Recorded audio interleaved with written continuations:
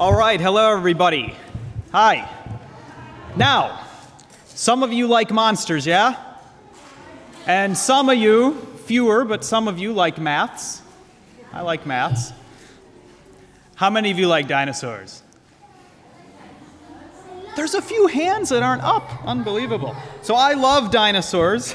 I love dinosaurs a lot. It's my job to study dinosaurs, so I'm a paleontologist. That is my job. I study these animals for my career. It's an amazing thing. I do it in Edinburgh. So I came up on the train from Edinburgh this morning. And so maybe some of you in a few years might want to think about coming to the University of Edinburgh to study paleontology and learn about dinosaurs with me. So keep that one in the back of your minds. Now you can probably tell from the way I talk, I didn't grow up in Edinburgh. I certainly didn't grow up in Inverness. I'm not from Scotland, but I grew up here. Very exciting looking place, huh? No mountains, very flat. So this is in the middle of America, in the Midwest, in the middle of the cornfields. Long way away from here, and also not the kind of place where you would normally go to find dinosaurs. If you want to find dinosaurs, you got to go to places like this. You got to go to the desert, or you got to go to the mountains. You got to go to places where there's lots and lots of rock, because you find dinosaur fossils in rocks. And so this is in a place called New Mexico, another part of the United States where I do a lot of work. And I love going out there because these hills, what we call badlands, are full of dinosaur bones. And so I've been very, very lucky in my career so far to be able to travel to all different places all around the world to look for new dinosaurs. And these are just some of the places on this map. It's a really cool way to see the world. And so what I want to do today is talk a little bit about some of the dinosaurs that I've found and some of the dinosaurs that I've studied. And these are some new dinosaurs. These are dinosaurs we've just learned about over the last few years. So it's a lot like a lot of these new whales that are still being discovered. We're still finding a lot of new dinosaurs, and there's still a lot more to find. So if some of you want to end up becoming paleontologists, there will still be a lot more dinosaurs out there. There's tons of them, in fact, and right now is probably the most exciting time ever in the history of paleontology, my science. Paleontology, by the way, is the study of fossils, the study of ancient life. And paleontologists like me try to understand how the world has changed over time, and dinosaurs are part of that.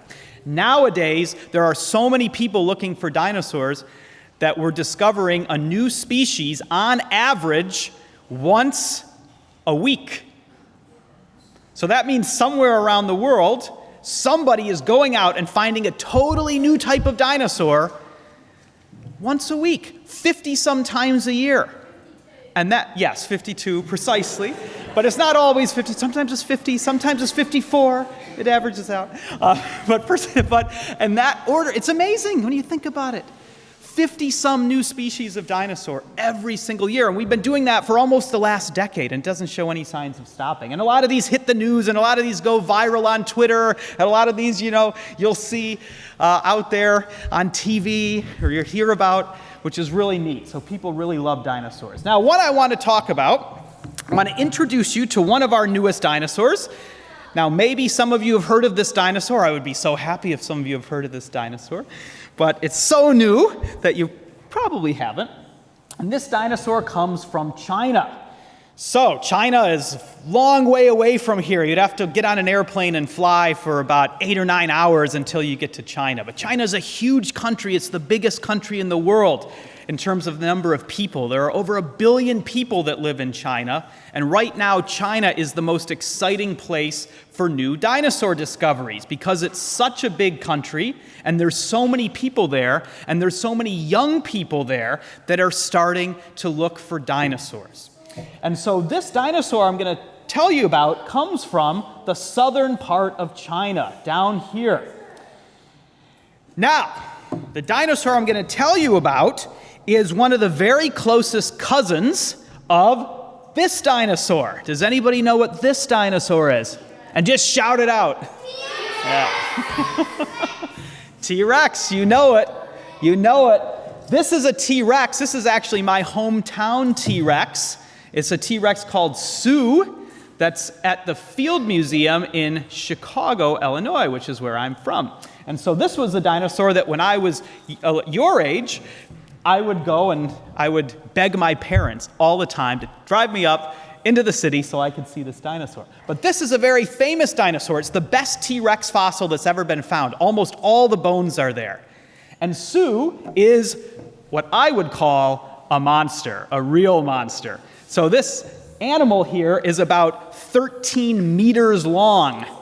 It's about the size of a double-decker bus, and it would have weighed 7 or 8 tons when it was alive. And its head was longer than I am tall, and it had over 60 teeth in its head, and each tooth was the size and the shape of a banana. And it used those teeth to bite into all different types of other dinosaurs that it would eat, and it could bite so hard that it could bite right through a car if there were cars around back in the Cretaceous. It would break the bones of its prey. It bit harder than anything that's ever lived, harder than lions and sharks and alligators. It is the biggest, baddest, meat-eating animal that's ever lived on land in the history of the earth. Today, polar bears are the biggest meat eaters that live on land, but a T-Rex could swat away a polar bear even with its tiny little arms. T-Rex was a monster. The dinosaur I'm going to show you that we found a few years ago is a cousin of T-Rex. T-Rex lived in North America. Our new dinosaur, called Chongosaurus, lived in Asia. And now, this dinosaur, I wish I could say I found it myself. I would love it. It would have made my whole career if I found this dinosaur. But it was actually not me or not even a scientist at all who found this dinosaur. It was a workman. It was a workman who was at the controls of his digger as he was digging out a bunch of rock and dirt as they were building a new building, a big new warehouse in China. And there's all kinds of buildings going up around China. It's a really exciting, growing country. And so this is at the site, and you can see there's all these big buildings there. And this workman was digging up this red stuff. It looks like dirt, but that's actually rock. And that's rock that's about 67 million years old. It comes from the Cretaceous period. And he was digging through this rock, and he was digging through it, and he was digging through it, and he hit something really hard, which made him very scared because he thought it might be a pipe that he hit, or maybe the foundation of an older building. And he was worried that he would have to stop the construction project. But then when he went down and looked at what that digger hit, he saw that it was bones, a lot of bones, and really big bones. It wasn't like the skeleton of a little rabbit or something like that. It was a monstrous skeleton about 9 meters long, including the complete head. There's the head of this thing. A lot of the rest of the skeleton, too, the neck and the tail and a lot of the limbs. So he had found a dinosaur skeleton just by chance, just by digging. Really, really incredible. And so, thankfully, the local museum heard about this, and they went to the construction site, and they were able to get the skeleton and bring it to the museum and keep it safe. And literally, only 5 minutes after the museum got there, a couple of gangsters showed up. I'm serious. A couple of gangsters showed up to try to steal the skeleton so they could sell it. So sometimes dinosaur bones can be sold for a lot of money. It's against the law in China. But these gangsters almost got the dinosaur. Luckily, the museum saved it. And then the museum called up one of my friends, who's a professor in Beijing, the capital of China, and asked him to come see it. He went and saw it. He realized it was a meat-eating dinosaur, and he knew that I worked on meat-eating dinosaurs, so then he gave me a call and said, come on out to China and help me study this dinosaur. So that was incredible to get that phone call. So we went out there, and we looked at the bones, and we found out that this was a totally new type of dinosaur, a new meat-eating dinosaur, a new species that had never been found before. And this is what we think it looked like. This is an artist's impression. Now, we don't know if it had exactly those colors. It has this bit of a psychedelic sort of rainbow look to it, maybe. Could be. Why not? Hey, use our imagination, right? It's real if we think it's real. But regardless of what the color is, that's what it would have looked like. It would have been 8 or 9 or 10 meters long. It would have had a big head. It would have had the little arms. It would have eaten a lot of other dinosaurs. And in particular, it had this really long snout. Really long snout. And so that's why we decided to give it a nickname, and we called it Pinocchio Rex. Because what does Pinocchio have? Long nose, and this dinosaur has a long nose. Now it has a formal scientific name, Chongosaurus sinensis. It's like the names of some of these whales. Really hard to say, tongue twister, nobody can pronounce it right, so I prefer to call it Pinocchio Rex. So this is China's T-Rex cousin. One of the very newest dinosaurs of all. So one of the things that I do when we find new dinosaurs is we study them and we describe them, we give them names, and we try to then understand their evolution, how they changed over time, and what that tells us about how the Earth has changed. Because when the first dinosaurs were around, all the continents were stuck together as one. This was the supercontinent, Pangaea. And then the continents broke apart over time, and climates changed, and sea levels rose and fell. And dinosaurs were living in this world that was always changing, and they can tell us a lot about that world. But in order to understand that, we have to build family trees of these dinosaurs, just like a lot of us build family trees for our own families. That tells us what's related to what. And so this is a very simple family tree of dinosaurs, but I just want you to see that these tyrannosaurs, like Pinocchio Rex, are over here in this group of dinosaurs that we call the Theropod Dinosaurs. These are the meat eaters. T-Rex, Velociraptor, these kind of dinosaurs, very famous dinosaurs, scary dinosaurs, true monsters among the dinosaurs. So there's tyrannosaurs, but you'll also notice that birds are part of this family tree. Birds are in this theropod group on the family tree. So what does that mean? Well, have any of you heard this idea before, that birds are dinosaurs? Yeah, good. That means it's breaking through. Good. Because this is true. Birds are dinosaurs. Birds evolved from dinosaurs. So that makes birds a group of dinosaurs. The same way that bats evolved from mammals, bats are still mammals. They're just a weird group of mammals that can fly, and birds are just a weird group of dinosaurs that can fly. So how do we know this? There's lots of evidence, but the best evidence is that we have fossils of dinosaurs, even tyrannosaurs, covered in feathers. And feathers are a dead giveaway for birds. No other animals today alive have feathers. Do any of you have feathers? I don't see any feathers in the crowd. I don't have any feathers, and frogs don't have feathers, and crocodiles don't have feathers, but only birds do. Now, these dinosaurs come from another part of China called Liaoning province. That's in the northern part of the country, quite close to actually bordering North Korea. Very interesting part of the world. It is not a place where many tourists go. Not the most exciting looking place. It's a lot of farmland and a lot of factories there. This is what it looks like. This is a picture I took when I was there once and I was on the train. I took a picture outside the window. Not as pretty as my train ride this morning through the highlands and with the snow-kissed landscapes, but hey, this is what it looks like up there. But it doesn't matter what it looks like, because underneath the ground there, we find fossils like these. Thousands of fossils of dinosaurs with feathers. They're covered in feathers because these dinosaurs had the great bad luck to have lived in an area with lots of volcanoes. And sometimes those volcanoes would erupt and bury these dinosaurs in ash. And these dinosaurs were just caught, captured, going about their everyday business. Kind of like Pompeii. Do you know the story of Pompeii in Italy? And so the volcano erupted and it buried all these people, and people were buried as they were walking their dog or cooking breakfast, these just going about their lives. The same is true with these dinosaurs. So it almost looks like it's just captured them alive. And they were buried so quickly that the feathers became fossils. I've had really good fortune to study a lot of these dinosaurs, and there's some museums in China with so many of these dinosaurs. This is just one corner of one room in one museum.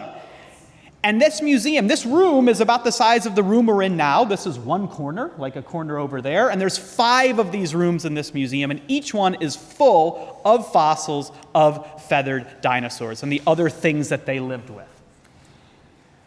My same buddy Jun Chong from Beijing, my friend, the professor there, after we worked on Pinocchio Rex, he called me up again and said, "Hey, Steve, we got another dinosaur, new dinosaur from China. It's not a tyrannosaur, but it's a raptor dinosaur. You want to help me study it?" And of course, I jumped up and said, "Yes, I'll come to China right away." And so I went to meet him out there to study this fossil. And this is a small raptor dinosaur. It's a close cousin, not of T-Rex this time, but one of the closest cousins of another dinosaur you've probably heard of from Jurassic Park. Any ideas? Velociraptor, yes. Very scary, nasty, feisty little monster. And so this is what the fossil looks like. It's bigger than Velociraptor. This one's about the size of a St. Bernard or something like that, but a beautiful animal, and it's covered in feathers. Feathers all over the tail, feathers on the arms. Look at those feathers. Not only are they feathers, but this dinosaur has wings. This was a dinosaur with wings, but it was too big to fly. So this is telling us that a lot of things like feathers and wings, they evolved in dinosaurs long before there were birds. Really interesting. And we're trying to study why this all happened. This is probably what it looked like. That doesn't really look like Velociraptor in Jurassic Park, does it? Now, these are some other pictures of what dinosaurs probably really looked like. Do you know what this dinosaur is here? Any ideas? That's Velociraptor. That's the real Velociraptor. It's not a scaly green lizard-looking thing like in Jurassic Park. But what does this look like to you? It does kind of look like a chicken. It kind of looks like a big, kind of freaky mutant chicken. That's what it looks like to me. This is how a lot of dinosaurs would have really looked. They would have looked like birds. And if we were alive back then, when these dinosaurs were alive, and we were watching them and looking at them, I think we would just think of them as weird birds. Is this any weirder than a turkey or an ostrich? I don't think so. But I'll close with just a couple of words. I've said a lot about China. Some of the most exciting, newest dinosaurs are coming from China. Just there's so much ground to explore there. But we also have new dinosaurs coming from Scotland. We do have dinosaurs that lived right here in Scotland, and we can find their fossils, and we do find their fossils. Where do we find them? We find them up on an island in the Hebrides. Any of you know? Yeah, have any of you been there? Isle of Skye? Beautiful place. Too many tourists there now, but great, amazing place. All these movies are being filmed there now for good reason. One of the most beautiful places I've ever been to, and it's lucky for me because this is where the dinosaurs are at. And so every year we go out to Skye and we look for dinosaurs. Beautiful landscapes, and a lot of the work we do is on the coasts because there's a lot of rocks that are exposed on the coasts, in the cliffs and in the tidal platforms, and you need to have rocks. Rocks are where the fossils are found. It's not the easiest place to work. Most of the time when you see people digging up dinosaurs on television, I think you see these pictures of these Indiana Jones type of scientists, out in the middle of the desert. It's really hot and humid, and they're dusting sand off of the bones.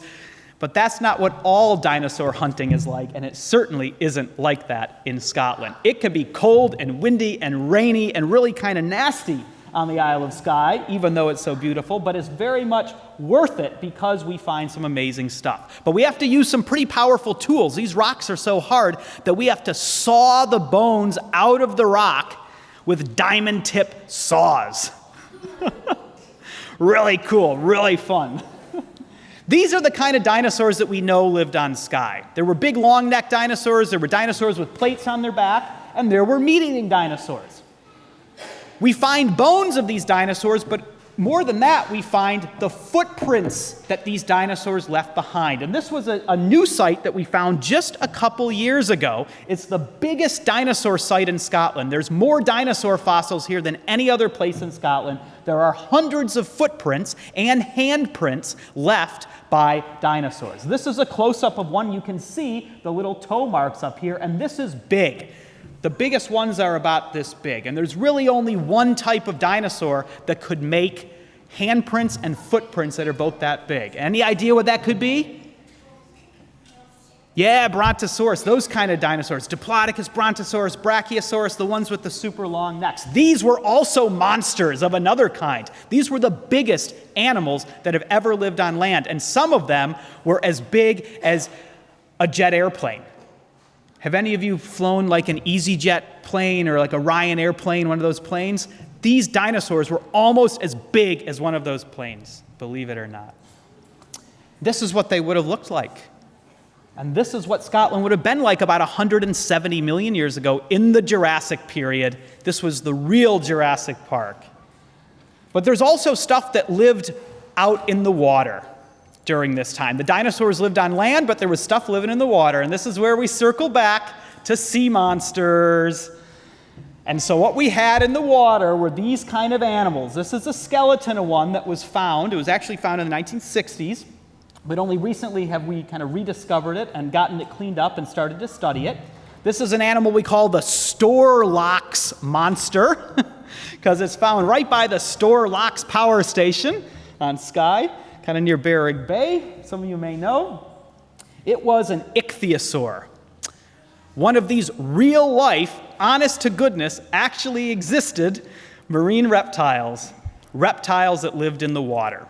And these things lived in the water. They were some of the top predators in the water when dinosaurs lived on land. And this one in particular was the size of a small boat. It was probably 4 or 5 meters long, and it had a long snout and hundreds of little teeth, and it ate fish and it ate other reptiles. We gave this animal a name, a formal scientific name, and that is this here. Do any of you speak Gaelic? Because I don't, and it's... Do you know any idea how to pronounce this or what it means?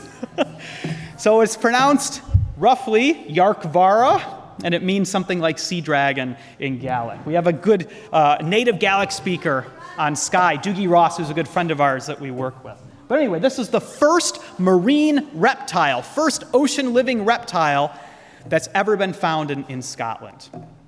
So very neat. So sea monsters did live here, real ones, a long time ago during the age of dinosaurs. And just to prove that it's Scottish, a Scottish friend of mine made this picture. Just to prove it really is a Scottish sea dragon. I just got to put in a plug for my book that's coming up, since I've already did so many plugs. But I love writing about dinosaurs. I write a lot of books for kids as well, but I finally have a book for adults coming out. So for the young ones here, if you liked this little talk and your parents have a birthday coming up, maybe you can get them a copy of this very interesting book. But thank you very much for your attention.